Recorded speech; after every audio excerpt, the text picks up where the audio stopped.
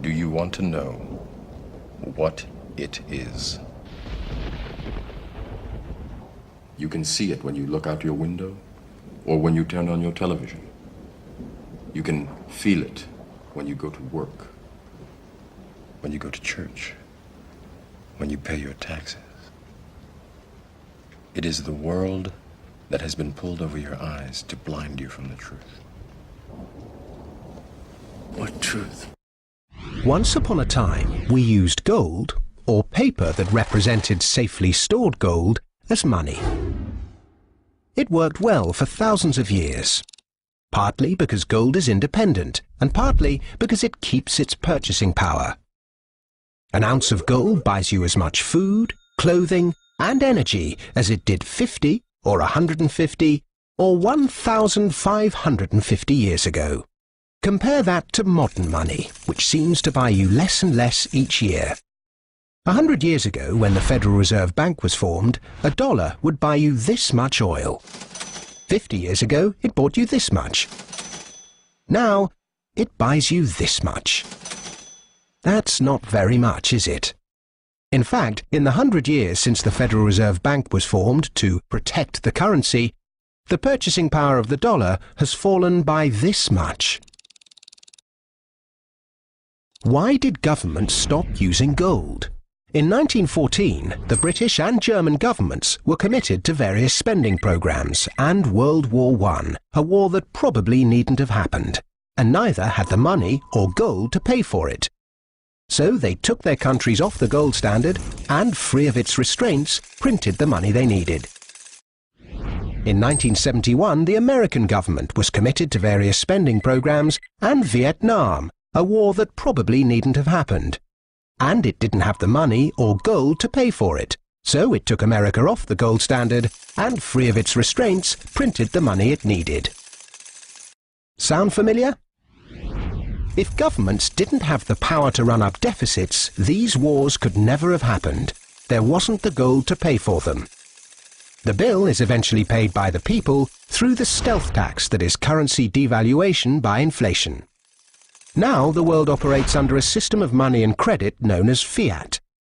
It's the law that what we use as money be money. The government and its banking agencies have the power to issue money, but no one else may do so.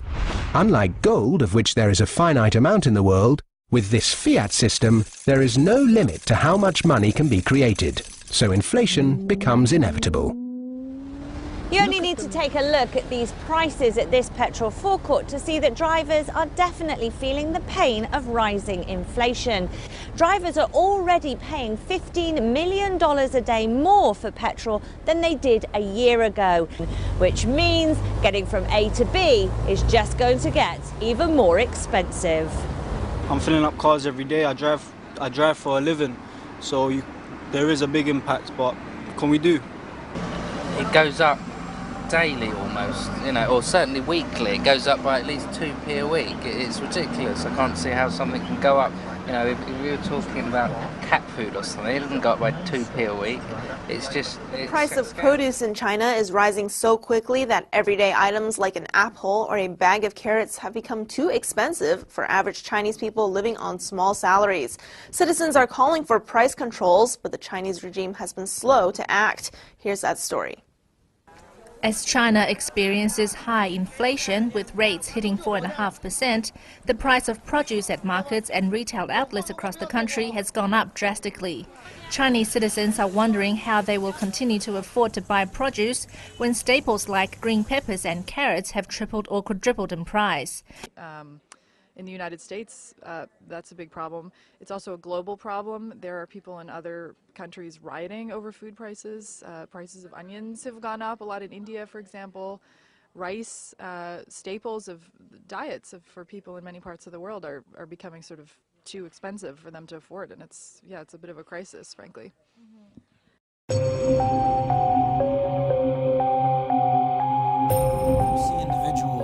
Very concerned about inflation in the developing world, less concerned in the developed world, partially because we don't feel it as fast as the developing world does, but they're making tracks in the direction of gold and silver. Why are they buying it? Are they buying it because they're gold bugs? No. Are they buying it because they're fascinated with the shimmer and shine of the metal? No. They're buying it as an antidote to poison. Indians have always bought gold for two reasons: adornment, which is for cultural, festive or weddings.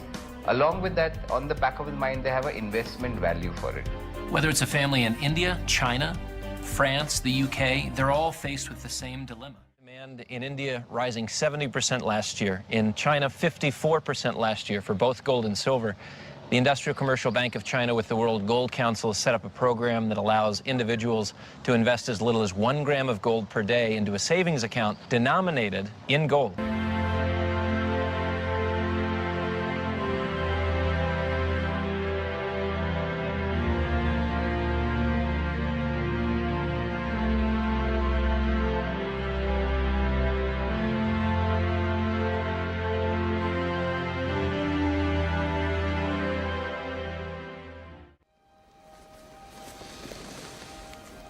This is your last chance. After this, there is no turning back. You take the blue pill, the story ends. You wake up in your bed and believe whatever you want to believe.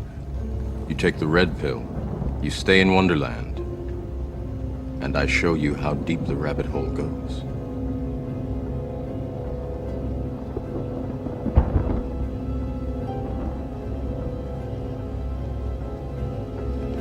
Remember, all I'm offering is the truth, nothing more.